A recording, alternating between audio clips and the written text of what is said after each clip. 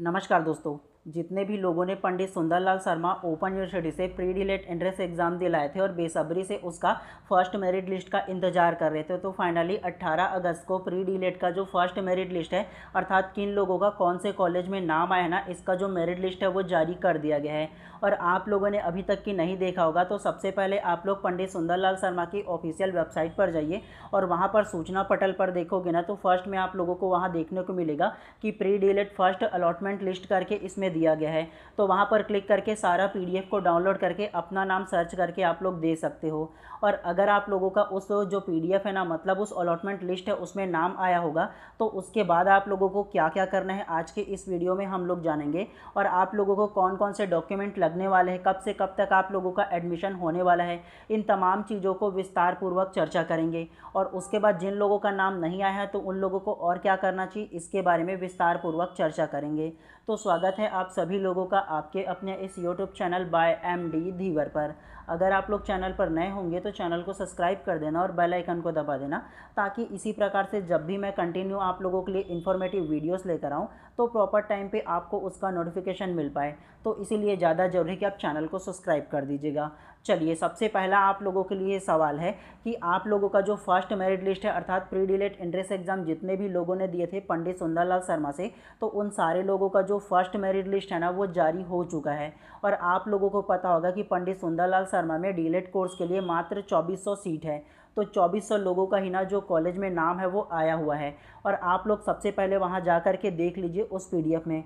और अगर वहाँ आप लोगों का नाम होगा तो सबसे पहले आप लोग ये जान लो कि आप लोगों को क्या क्या करने होंगे। सबसे पहले आप लोगों का जो नाम होगा ना, उसके बाद आप लोगों को जो जो डॉक्यूमेंट लगने हैं उसके बारे में चर्चा करते हैं। क्योंकि आप लोगों का जो एडमिशन का जो प्रोसेस स्टार्ट है ना वो 25 अगस्त से स्टार्ट है आप लोगों का। तो आप लोगों को क्या करना है, सारे डॉक्यूमेंट को कैरी करके रखना है। और कौन कौन से जो डॉक्यूमेंट है वो लगने वाला है इसके बारे में जानते हैं हम लोग, ठीक है। तो आप लोगों को पहले डॉक्यूमेंट के बारे में आप लोगों को बता देता हूँ कि कौन कौन से डॉक्यूमेंट आप लोगों को लगने वाला है, ठीक है।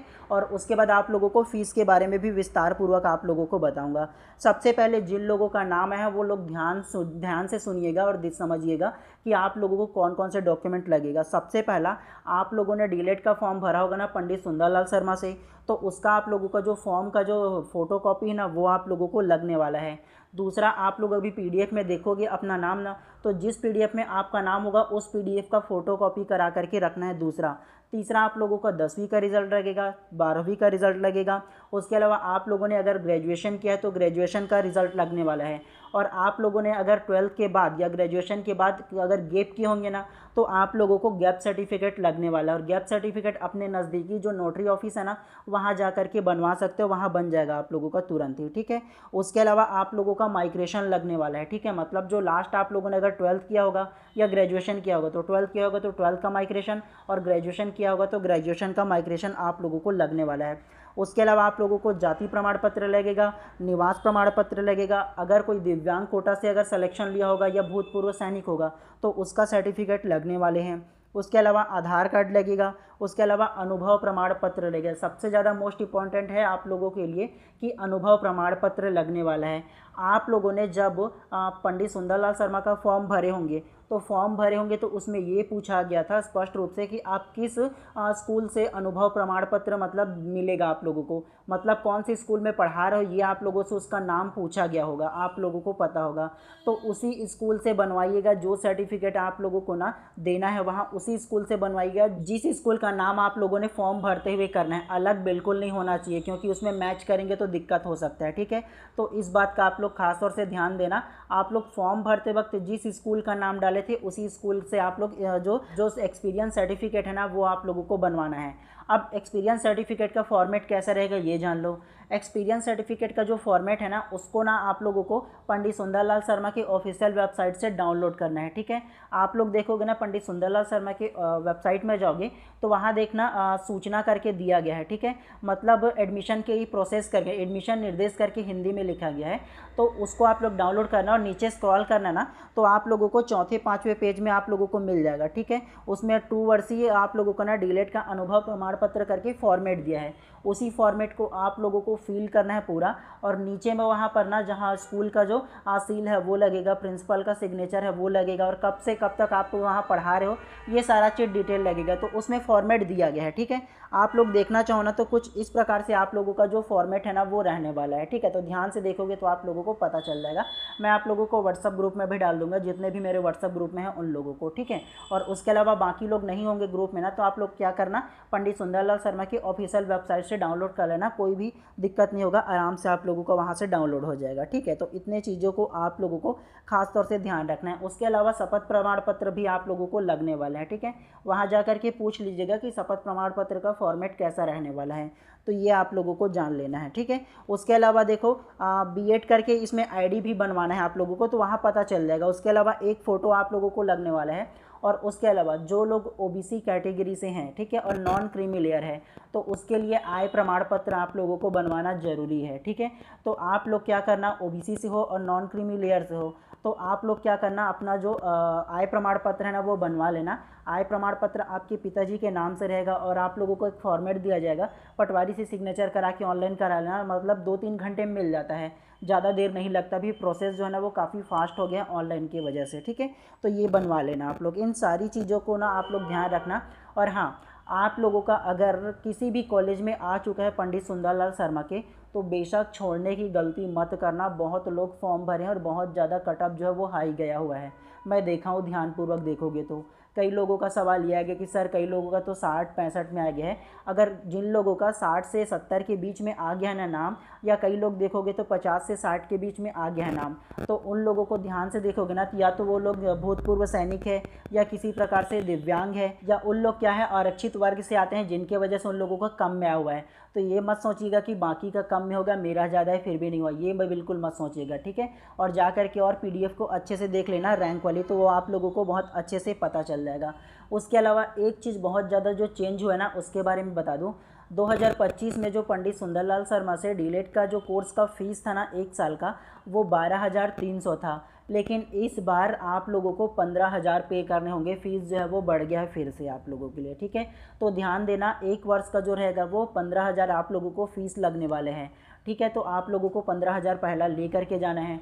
दूसरा, सेकंड ईयर जब आप लोग पहुंचोगे ना, तो सेकंड ईयर में आप लोगों को 15,100 आप लोगों को लगने वाला है, 100 रुपये एक्स्ट्रा हो जाएगा उसमें, ठीक है। तो ये आप लोग को दोनों साल का 30,100 आप लोगों का लगने वाला है, ठीक है। और एक चीज़ आप लोग और जान लो, आप लोग वहाँ केवल ना वहाँ एडमिशन लोगे तो 10 दिन मात्र आप लोगों को केवल वहाँ कॉलेज जाना है। प्योर नॉन अटेंडिंग तरीके से आप लोगों का जो कोर्स है वो होता है, ठीक है। तो टेंशन आप लोगों को बिल्कुल नहीं लेना, मात्र फीस बस लगना, और 10 दिन का क्लास आप लोगों का लगने वाला है। उसमें भी बहुत सारी सुविधाएं आप लोगों को देखने को मिलता है। इन सारी चीज़ों के बारे में ना आप लोगों को लास्ट में विस्तार पूर्वक समझा दूंगा और भी, ठीक है।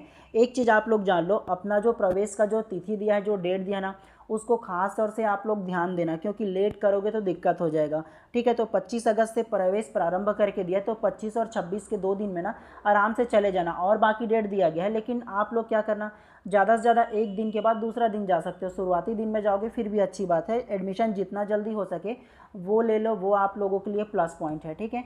तो फीस को आप लोग ध्यान रखना, डॉक्यूमेंट को आप लोग ध्यान रखना, और एडमिशन ले लेना ज़रूर।